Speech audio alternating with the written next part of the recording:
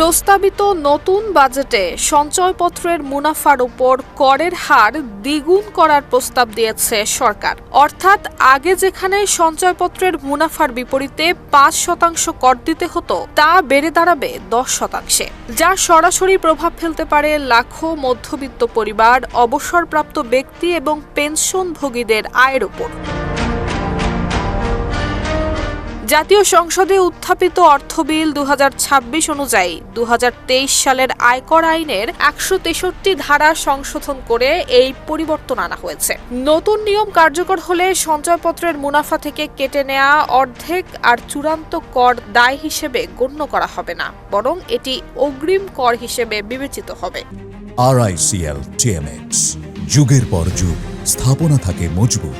উদাহরণস্বরূপ, পরিবার সঞ্চয়পত্রে প্রতি ১ লাখ টাকায় এতদিন ৫% কর বিনিয়োগকারী পেতেন ৯৪৫ টাকা, যা এখন ১০% কর কাটার ফলে ৯০০ টাকার নিচে নেমে আসবে।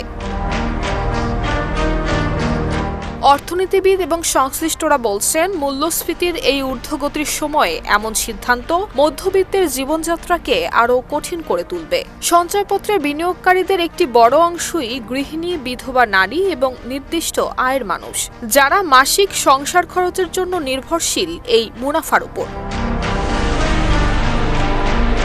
যদিও নতুন নিয়মে আয়কর রিটার্ন জমা দিয়ে অতিরিক্ত কেটে নেওয়া কর ফেরত পাওয়ার সুযোগ রাখা হয়েছে এবং ১২০ দিনের মধ্যে ব্যাংক হিসেবে টাকা ফেরতের বিধান রয়েছে, কিন্তু বাস্তবে এই প্রক্রিয়া বেশ জটিল। সাবেক সরকারি কর্মকর্তা এবং সঞ্চয়পত্র ক্রেতাদের মতে, বিনিয়োগকারীদের একটি বিশাল অংশের কর শনাক্তকরণ নম্বর নেই এবং তারা নিয়মিত রিটার্ন জমা দেন না। ফলে কর ফেরতের আইনি সুযোগ থাকলেও আমলাতান্ত্রিক জটিলতার কারণে সাধারণ মানুষের পক্ষে এই সুবিধা নেওয়া অত্যন্ত কঠিন হবে, যা শেষ পর্যন্ত কমিয়ে দেবে তাদের প্রকৃত আয়। Desk report, Dhaka post.